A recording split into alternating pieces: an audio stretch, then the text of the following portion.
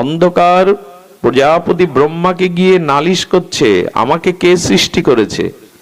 ব্রহ্মা বলছেন, আলো বা অন্ধকার দুটোই আমার সৃষ্টি, পাপ পুণ্য আমার সৃষ্টি, সৎ অসৎ আমার সৃষ্টি। তখন অন্ধকার বলছেন, তা আপনার সৃষ্টি যদি আমি হয়ে থাকি, আমার অধিকার নেই? বলে, অবশ্যই আছে। বলে, তাহলে সূর্য আমার সাথে শত্রুতা করে কেন? সূর্য উঠলেও আমাকে তাড়িয়ে দেয় কেন? ব্রহ্মা বলছেন, তাও তো যুক্তি আছে। আমি সূর্যকে আলোকেও সৃষ্টি করেছি, অন্ধকারকেও সৃষ্টি করেছি। তো অন্ধকার বলছে, সূর্যের এত শত্রুতা আমার সাথে কেন?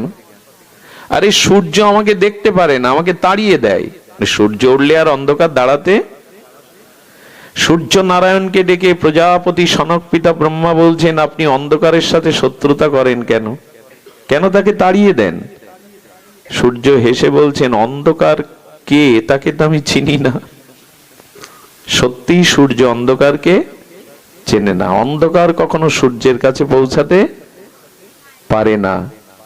ঠিক তদুপরি শাস্ত্র বলছেন, ভগবানের চরণে যারা ত্যাগ বৈরাগ্যের দ্বারা আশ্রয় বা শরণাগতি হয়েছে, তারা ভয় বলে কোনো বস্তু তাদের কাছে আর আসতে পারে না। সেই আশ্রয় কি নিয়েছি? যদিও দীক্ষা শিক্ষা নিয়ে, তিলক মালা নিয়ে নাম আশ্রয় করেছি, কিন্তু বৈরাগ্য এসেছে তো। ত্যাগ এবং বৈরাগ্যের দ্বারা যদি কেউ শ্রী গোবিন্দের চরণ আশ্রয় করতে পারে, তখনই সেই মানুষ নির্ভয় হতে পারে। এই নির্ভয় হওয়ার মন্ত্র এইটা। পৃথিবীর সব বস্তু দেখবেন এরকম অস্থির, কোন বস্তু স্থির নয়, নিত্য নয়। এবং এক একটি বস্তু দ্বারা আমরা গ্রস্ত, আক্রান্ত। দড়ি দ্বারা যেমন মানুষকে বেঁধে রাখা যায়, শিকল দ্বারা যেমন শৃঙ্খলিত করা যায়, জগতের সব বস্তু যেন আমাদের গ্রস্ত করে রেখেছে, বেঁধে রেখেছে। আক্রান্তং মরণেন জন্ম জরাশা।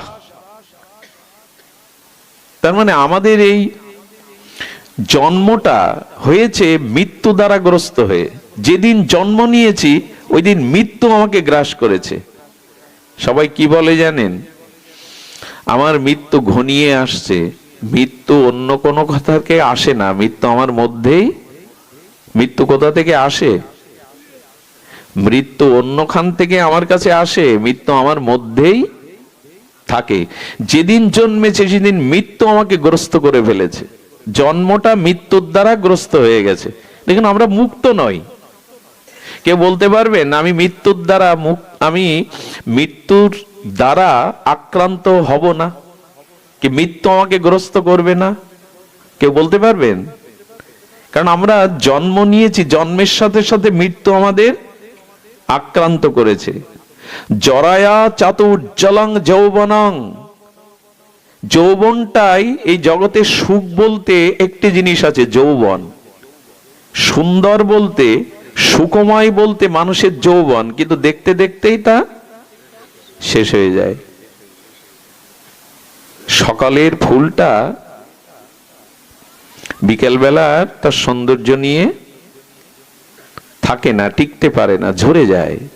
কিছু ফুল থাকে 2-4 দিন, কিন্তু ঝরে যায়। কিন্তু কাঁটাটা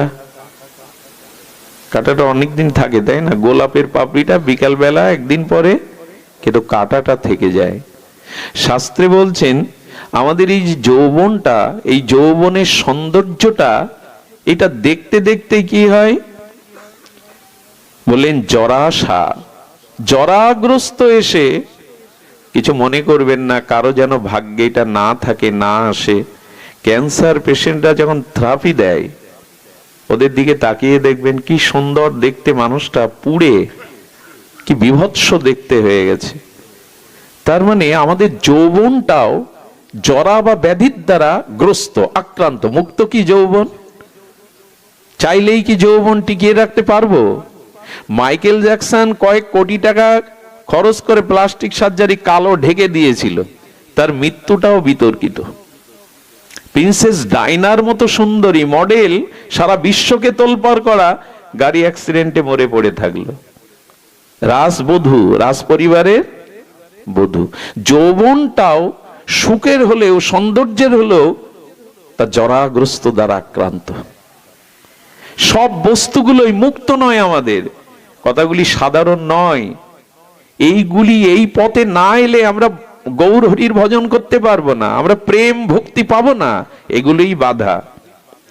সন্তোষ ধনলিপ্সায়া, আমাদের জীবনে মানসিক শান্তি নষ্ট করে যায় ধনলিপ্সা, মানে টাকার লোভ। যা হয়েছে বাবা তাই নিয়ে সন্তুষ্ট থাকো, আরো চাই। মানসিক শান্তিটা নষ্ট করছে মানুষের অতিরিক্ত ধনলিপ্সা। কতটা চাই তা সে নিজেও জানে না। যতটুকু পেলে জীবনে সন্তোষ থাকে, শান্তি থাকে, ততটুকু ভার নাও, তার বেশি ভার মাঝায় বইতে যেও না, বইতে পারবে না। অতিরিক্ত ধনলিপ্সা মানুষের শান্তিকে, সন্তোষকে নষ্ট করে দেয়। আমি দুপুরে বলছিলাম, সারা পৃথিবীতে আপনি সুখ পান, সম্মান পান, ঘরে সুখ নেই, ওই সুখ কোনো কাজে আসবে না। ঘরের সুখই বড়, বাইরের সুখ বড়। বাইরে আপনি চির সুখী জন, সম্মানী জন, কিন্তু ঘরের সুখ নাই, আপনি সুখী নন। বাইরের সুখ বড় নয়, ঘরের সুখটাই। কোটি কোটি টাকা আয় করেন, সারা পৃথিবী আপনাকে চেনে জানে মানে, ঘরে এসে দেখলেন ড্রাগ আসক্ত হয়ে ছেলে ভুল বকছে, ঘরের জিনিসপত্রই ভাঙছে। স্ত্রী অলস হয়ে ঘুমিয়ে বলছেন, তোমাকে উঠে খেতে দেওয়ার মতো আমার মানসিকতা নেই, পারলে খেয়ে নিও। বাইরের সুখ পেয়ে কি করবেন যদি ঘরের সুখ না থাকে? অতিরিক্ত ধনলিপ্সা মানুষের মানসিক শান্তিকে নষ্ট করে দেয়। এই যে দেখুন, এখানে যারা এসছেন প্রত্যেকেই কর্মী, বিশেষ করে বাবাদের ব্যবসা আছে, অন্য কাজ আছে, কিন্তু বলুন তো, এখন আপনাদের মুখের দিকে তাকিয়ে মানসিক যে শান্তিটা দেখতে পাচ্ছি মুখে ফুটে উঠেছে, এটা টাকার মধ্যে, ব্যবসার মধ্যে, সংসারে থাকলে এই শান্তির মুখটা থাকতো আপনাদের? এত শান্ত স্নিগ্ধতা। এই জন্য ধন প্রয়োজন, অর্থ প্রয়োজন, প্রয়োজন নয় তা নাই, অর্থ শব্দের অর্থই প্রয়োজন। প্রয়োজনের একটা সীমা টানুন, সীমাটা আমাদের কাছে নাই, আরো কত চাই। আমি খুব শ্রদ্ধা করতাম বিশ্ববরেণ্য চলচ্চিত্র পরিচালক, লেখক, গবেষক সত্যজিৎ রায়কে। সত্যজিৎ রায়ের নাম যারা সিনেমার সাথে পরিচিত জানেন। উনি ওনার শেষ বেলায় অস্কারও পেয়েছিলেন। বাঙালিরা আসলে পুরস্কার পায়, ফুলের মালা পায় মরার পরে। বেঁচে থাকতে আমরা খুব সম্মান জানাই, দেখবেন 21 পদক, স্বাধীনতা পদক সব মরার পরে। কেউ কেউ এখন বলেন বেঁচে থাকলে দিন, নাহলে মরার পরে দিতে হবে না। তো ওনার নায়ক নামের একটা সিনেমা তৈরি করেছিলেন উত্তম কুমারকে দিয়ে। উত্তম কুমার তখন মহানায়ক, চারিদিকে তার যশ খ্যাতি ছড়িয়ে পড়েছে বিশ্বব্যাপী। উত্তম কুমারের ভালো ঘুম হয় না। একদিন ঘুমে স্বপ্ন দেখছে যে উনি টাকার স্তূপের মধ্যে পড়ে গেছেন, আর টাকা ওপর থেকে ঝরতে পড়তে পড়তে সেই টাকার মধ্যে দম বন্ধ হয়ে আর দম নিতে পারছে না। দৃশ্যটা আমার এখনো মনে আছে। অর্থ যশ খ্যাতির মধ্যে ডুবে ওপর থেকে টাকার স্তূপ পড়ছে ঝরে ঝরে, আর ওর মধ্যে ওর গলা পর্যন্ত, মাথা পর্যন্ত ডুবে দম বন্ধ হয়ে ছটফট করছে। মানুষের রাস্তায় আমি বলি, খাট কিনা যাবে, ঘুম কিনতে পারবেন না, 5 তলা বাড়ি করতে পারবেন, মানসিক শান্তি পাবেন না। কারণ আপনার লোভেরও একটা সীমা থাকা উচিত। কতটুকু চাই আমি? আচ্ছা, একটা পিপিলিকার সামনে 1 বস্তা চিনি দেন, সব নিয়ে যাবে ও? মানুষের সামনে 10 বস্তা দিলে?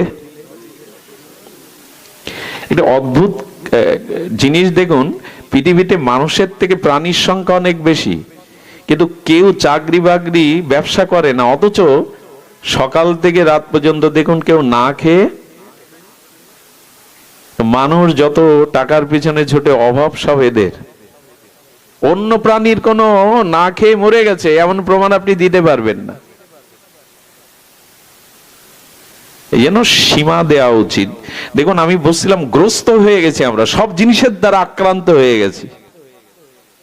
সেটা আমাদের সন্তোষটা, আমাদের হৃদয়ের শান্তিটা আক্রমণ করেছে কে? ধনলিপ্সা।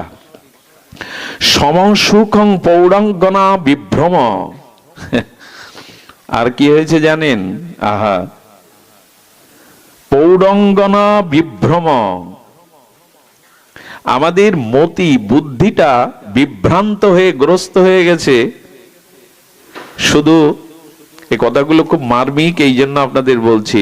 সেটা হলো রমণীর প্রতি, নারীর প্রতি অতিরিক্ত আসক্তিতে কি হয়েছে, আমাদের সমসুখটা, শান্ত সমাহিত সুখটা মোহগ্রস্ত হয়ে গেছে। কিছু মনে করবেন না, আমাদের সাতক্ষীরা থেকে এই মকসেদপুর পর্যন্ত যদি সোনার একটা পর্বত ঈশ্বর সৃষ্টি করে, আর ওই পর্বতটার উপরে বসিয়ে দিয়ে বলে এই পর্বত তোমার, ততটা ক্ষতি হবে না যদি মোহগ্রস্ত হয়ে কোনো সুন্দরীর কোলে আপনাকে বসিয়ে দেওয়া যায়। বোঝা যায় কথা? এটা এক আচার্য বলেছিলেন, বৃন্দাবনের আচার্য। আমাদের সাতক্ষীরা থেকে মকসেদপুর পর্যন্ত ভগবান একটা সোনার পর্বত করে বলে দিলে এটা তোমার, বসো এখানে। আপনি যতটা বিনাশ হবে না যদি কামগ্রস্ত, মোহগ্রস্ত, বিভ্রান্ত বুদ্ধিতে আপনি কোনো সুন্দরী রমণীর কোল আশ্রয় করেন, তার থেকে কোটি গুণ পতন আপনার অপেক্ষা করছে। এই জন্য অযথা রূপের পেছনে, মরীচিকার পেছনে ছুটলে তার কিভাবে বললেন, সমসুখং পৌরাঙ্গনা বিভ্রম। আমাদের দৃষ্টি, আমাদের মতি যদি এই বিভ্রমে না পড়ে, একটা কথা বলি, একটি শান্ত এবং সুশ্রী, সুচরিতা, সচ্চরিত্রা নারী একটা পৃথিবীকে স্বর্গের রূপ দিতে পারে, কিন্তু তদ বিপরীতে কোনো মোহগ্রস্ত নারী একটা পৃথিবীকেই ধ্বংস করতে পারে। গড়া বা ভাঙা এটা ওদের হাতে। ওরা যেমন গড়তে পারে, সৃষ্টি করতে পারে, ধ্বংসটাও করতে পারে। এক রাবণের মতো এমন বলশালী, এমন শাস্ত্রজ্ঞ, সীতার মোহে সব শেষ হয়ে গেল। মন্দাদরী ঘরে ছিল না? মন্দাদরী মহাসতী, রূপবতী, কিন্তু মোহ এসে গেল।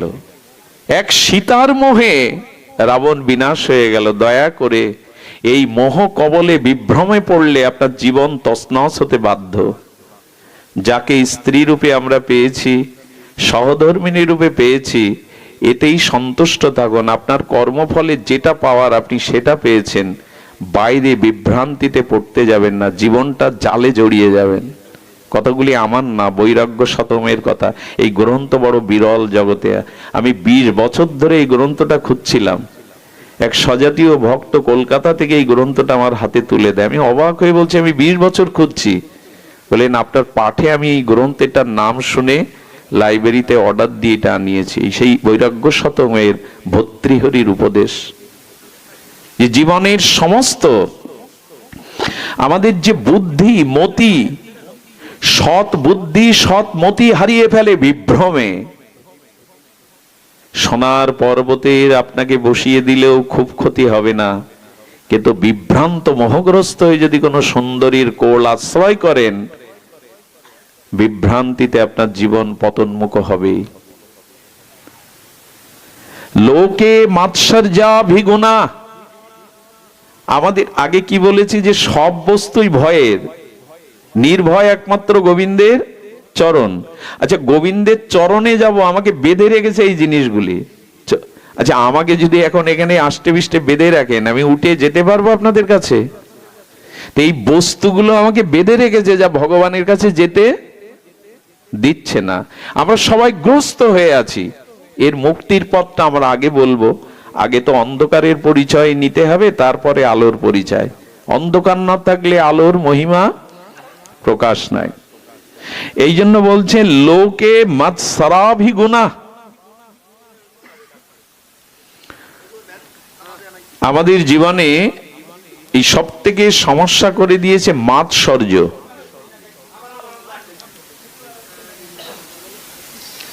হৃদয়ে যেটুকু শান্তি অবশিষ্ট ছিল, এদিকে ধ্যান দিন, যে যা পারে করুক। আমাদের মনে যতটুকু শান্তি এখনো ছিল, এটা পুড়িয়ে ছারকার করে দিয়েছে মাৎসর্য।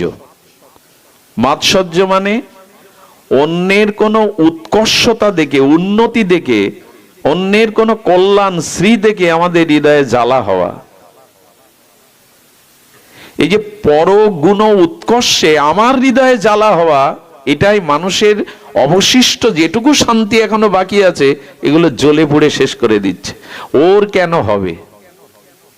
এক ব্যক্তি মন্দিরে গিয়ে বলছে, ঠাকুর এটা দেব সেটা দেব, পূজা দেব, আমার ছেলের চাকরিটা যেন হয়।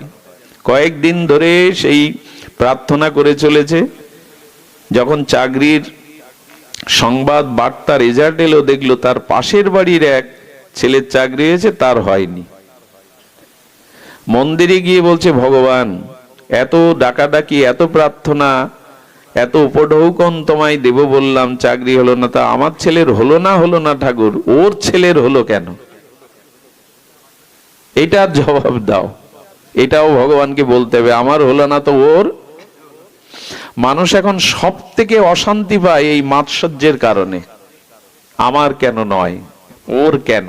খবরদার, এটাকে তাড়ান, তাড়াতাড়ি বিদায় করুন, নালে যেটুকু শান্তি আছে আপনার সব জ্বলে পুড়ে ছারখার করে দেবে। মাৎসর্য নিতে নেই। আমি দুপুরে মনে হয় বলছিলাম, এই যে সুন্দর একটা অট্টালিকা তৈরি করা, যদি সকালবেলা উঠেই মা বাবা ওরা দেখে যে কেউ কাকর ঝিল ধুলোবালি ঘরে ছড়িয়ে দিয়ে গেছে, কি করবে? জানে না, কিছু জানে না কে দিয়ে গেছে, ওগুলো কি করে? রেখে দেয়, পরিষ্কার করে। তা আপনার আমার কানে যে পরনিন্দার কাকর ঝিল কেউ দিচ্ছে, তা আপনি সেটা ঝেড়ে ফেলেন না কেন? রেখে দেন কেন? ও বেলায় ঝেড়ে ফেলে দিই, এ বেলায় ভেতরে গুছিয়ে রেখে দিই। এই জন্য মাৎসর্যটা আনবেন না। কারো মধ্যে কোনো গুণ দেখলে প্রশংসা করবেন, এটার প্রাপ্তি তার। সে সাধনা করেছিল, সে কোনো স্বীকৃতি করেছিল, তাই এটা পেয়েছে। আমি করিনি স্বীকৃতি, তাই আমি, এটাই ভাবুন, কেন তার হবে? এই মাৎসর্যই আমাদের অবশিষ্ট শান্তিটুকু গুনাহ, একটা দুর্গুণ এই মাৎসর্য। এই মাৎসর্যই দুর্গুণ আমাদের বিনষ্ট করছে। বন ভূমাও বালৌ নৃপা দুর্জনাও অধৈর্যেন। আর আমাদের অধৈর্যটা আমাদের সৌন্দর্যকে গ্রাস করেছে। কথায় কথায় যে ক্ষেপে ওঠে, রেগে ওঠে, মানুষের প্রতি চোখ রাঙায়, এই যাদের এই গুণটা না, তাদের কি বলছেন? ধৈর্যটা গ্রস্ত করে আছে এই অধৈর্য দিয়ে। সবসময় চিন্তা করবেন যে যতটুকু ধৈর্য সীমার মধ্যে রাখতে পারেন। এক গুরুদেবের কাছে এক শিষ্য গিয়ে বলছে, গুরুদেব এটা ঠিক করেছি না? কি করেছিস? 20 টাকা রিক্সা ভাড়া, 30 টাকা চেয়েছে, তার সাথে গন্ডগোল বাঁধিয়ে 20 টাকায় দিয়ে এসছি। সেটা তোর চোখ মুখ দেখে বোঝা যাচ্ছে, রক্ত উঠে গেছে মাথায়। ঠিক করিনি, সে তো অন্যায় দাবি করেছে, 20 টাকা ভাড়া 30 টাকা চাইবে, আর আমিও ঠকবো কেন? গুরুদেব ঠিক করিনি। গুরুদেব তখন বলছে, আচ্ছা আপনাদের কাছে আমি প্রস্তাবনাটা দিচ্ছি, 10 টাকা তাকে বেশি দিয়েছেন, সে বেশি চেয়েছে। আচ্ছা 10 টাকাটা আপনার কাছে মূল্য বেশি না, ওই রাগ দেখিয়ে আপনি রক্ত উঠিয়ে দিলেন, অধৈর্য এসে গেল, আপনার মস্তিষ্ক যেটা গুরুদেবের কাছে যেতে গিয়ে শান্ত ছিল, সেটা 10 টাকার মূল্য বেশি না, এই অধৈর্যটার মূল্য বেশি আপনার কাছে? কোনটা? জ্ঞানী ব্যক্তি স্থির থাকে ওই জন্য না, বেশি নিয়েছে, কিন্তু রাগটা হলে আমার ভিতরে যে প্রতিক্রিয়া হবে সেটা 10 টাকার থেকে বেশি ক্ষতির। আপাতত শিক্ষা নিয়েছি, এরপরে তাকে জিজ্ঞাসা করে, তাকে কন্টাক্ট করে আমাকে আসতে হবে। এই ধৈর্যটা দিয়ে ঠকে সে নিজের শান্তি বজায় রাখে। ধৈর্যটা মাঝে মাঝে রাখুন। ধৈর্যটা অধৈর্য গ্রাস করে ফেলেছে।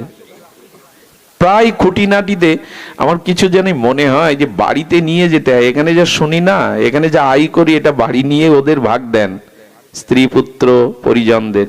এখানে প্রসাদ দিতে গিয়ে যদি পাতা দেওয়ার পরে 10 মিনিট দেরি হয়, জল দিতে অন্ন আসতে, কেউ খেপে যান কি? গালাগালি দেন কি? আচ্ছা বাড়িতে মা যদি এইটা করে, মানে স্ত্রী যদি 10 মিনিট দেরি করে, এই ধৈর্যটা ওখানে ধরেন তো? আমি বলতে চাইছিলাম, এইখান থেকে যেটা অর্জন করেন এটা বাড়ি নিয়ে যান না, ওইখানে যেন মনে পড়ে। তাই তো ভাগবত আসরে তো 10 মিনিট বসে অপেক্ষা করেছিলাম, বাড়িও করি, 14 গোষ্ঠী উদ্ধার করে দেই। শান্তি আপনি এইখানে বসে হরিকথা ভালো লাগে, সিদ্ধান্তগুলো ভালো লাগে, কিন্তু আপনার প্রকৃত পরিচয় হবে এই অর্জনগুলি বাড়িতে গিয়ে যদি আচরণে ফুটিয়ে তুলতে পারেন। আয় করবেন, চাকরি করে ব্যবসা করে আয় করবেন, সংসারে খরচ করবেন না, তাহলে কি সংসার চলবে? এখান থেকে যেটা অর্জন করেন সেটা বাড়িতে বিলিয়ে দেবেন না আচরণে, তাহলে চলবে কি সংসার? এখান থেকে যেটা আমরা গ্রহণ করি ওটা সবার মাঝে আচরণে ফুটিয়ে তুলতে হয়। এই জন্য গ্রস্ত নং কি বা কেন, কেন বলছেন কোন বস্তু গ্রস্ত নয়? বলেন একটি বস্তু কেবল গ্রস্ত নয়, সেটা হলো ভগবত ভজন। ভগবত ভজনের দ্বারা অন্য সমস্ত গ্রন্থি কেটে যায়, আর জগতে যত বস্তু সব অন্য বস্তুর দ্বারা গ্রস্ত। যত ভজন করবেন, যেই ভগবত ভজনে পড়ে সব বন্ধনগুলো, এই গ্রন্থিগুলো কেটে যাবে। একটা প্রমাণ দেই, এই যে অবগুণগুলো আমাদের বাদে, এখানে এই অবগুণগুলো কাউকে গ্রাস করছে? অন্যের প্রতি হিংসা, মাৎসর্য, অশান্তি, এগুলো এখানে গ্রাস করছে না। কারণ ভগবত ভজনের এমন একটি মহিমা আছে, সেই মহিমাতে আপনার জীবনের সবকিছু মঙ্গলময় করে দিতে পারে, কল্যাণময় করে দিতে পারে। এই জন্য ভগবানের চরণে বিষ অমৃত হয়। ওখানে মীরাবাইয়ের বিষ, প্রহ্লাদ মহারাজের বিষ অমৃত হয়ে যায়।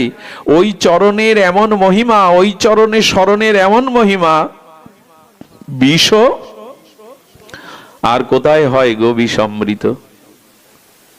এই জন্য এই গ্রস্ত থেকে, এই ভয় থেকে নির্ভয় স্থান, আর এর থেকে মুক্তির একমাত্র উপায় আমরা যেন ভজন দ্বারা ভগবানের নির্ভয় চরণকে আশ্রয় করি। সব ঘুরে ফিরে ওই এক জায়গায় আসতে হবে, অন্য কোনো পথ খোলা নেই। মাম একাং শরণাং ব্রজ, একমাত্র আমার চরণে শরণ নাও। সব পথ ঘুরে গিয়ে ওই এক জায়গায়, সব নদ নদীগুলো যেমন সমুদ্রে মিশেছে, সব কথার সারাংশ হলো এই, ভগবত চরণ আশ্রয় করো, ভগবত ভজনকে জীবনে গ্রহণ করো। এটাই সমস্ত গ্রন্থি মোচনের, নির্ভয় হওয়ার এটাই একমাত্র পথ, নাহলে সব আক্রান্ত হয়ে যাচ্ছে।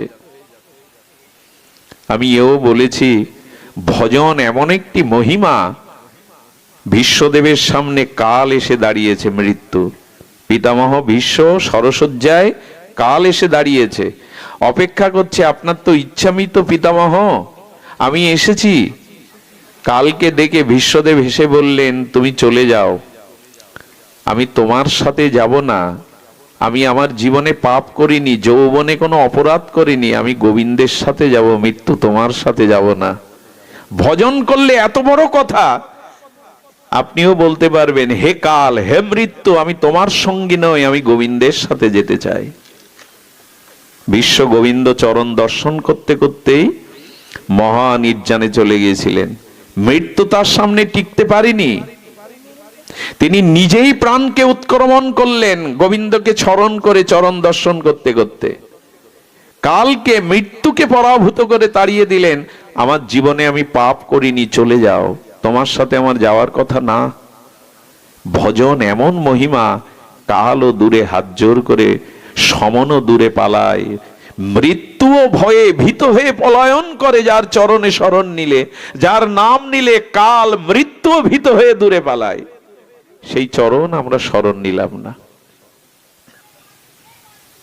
নান্য পন্থা, দ্বিতীয় কোনো পথ খোলা নেই আমাদের। সুধীজন, এই জন্য আমাদের উচিত হবে, যেন তেন প্রকারেণ কেনা উপায়েন মনা কৃষ্ণ নিষেবয়াত, যে কোনো উপায়ে মনটা ভগবানকে দিতে হবে। একটি মার্মিক কথা স্মরণে এলো, বলে ফেলি, পরে স্মরণ থাকবে না। মার্মিক কথা হলো, ভগবান গীতা ভাগবত শাস্ত্রে আমাদের মনকে চেয়েছেন। কি চেয়েছেন? মন। মনমনা ভব, মদ ভক্ত, সবকিছুতেই মন চেয়েছেন। আমার একটু কূট বুদ্ধি, তো আমি যদি একটু পূর্বপক্ষ হয়ে কূট বুদ্ধি তুলি, ভগবান আর কিছু চাইলে না, তুমি মন চাইলে। আচ্ছা, এই যে কাপড়টাই, বস্ত্রটা, এটা শুদ্ধ না, পবিত্র না? গোবিন্দ যদি একটা কাপড় চাইতেন, আমি নূতন কোনো শুভ্র সূচি কাপড় তাকে দিতে পারতাম, যাতে কোনো ময়লা নাই। গোবিন্দ যদি বলতেন একটা ফুল দাও, এই ফুলটা সৌন্দর্যময়, সুগন্ধময়, এটা তোমাকে দেওয়া যায়। আচ্ছা, গাছের একটা ফল, গাছের একটা ফল, সেটাও তোমা দেয়, তাতে দোষ নাই, সেটা আস্বাদ্য। কিন্তু ভগবান এমন একটা জিনিস চাইলো যার থেকে অশুদ্ধ জিনিস আর। এখানে বলতে পারবেন কেউ বুকে হাত দিয়ে যে আমার মন 16 আনা শুদ্ধ? বরঞ্চ শুনে রাখুন, আমার মনের খবরটা আপনাদের বলি। অনন্ত জন্ম ধরে কামনা বাসনা কুসংস্কার পাপ অপরাধের এই অশুদ্ধ মন আমার। গোবিন্দ তুমি আর জিনিস চাইতে পাইলেন না, আর কোনো জিনিস তোমার মনে পড়লো না। এই পাপে ভরা, অপরাধে ভরা, কামনা বাসনায় গিজ গিজ করছে এরকম অশুদ্ধ মন চাইলে? কতটুকু মার্মিক কথা। গোবিন্দ কি চাইছেন আমাদের কাছে? টাকা পয়সা? আচ্ছা, শরীরটা চাও, এটা একটু ঘষে মেজে সাবান মেখে গঙ্গা জলে চান করে তোমায় দি। তুমি শরীর চাইলে না, অর্থ চাইলে না, চাইছো মন। অথচ সেই মনটা অনন্ত জন্মের পাপ পঙ্কিল মলিনতায় অশুদ্ধ।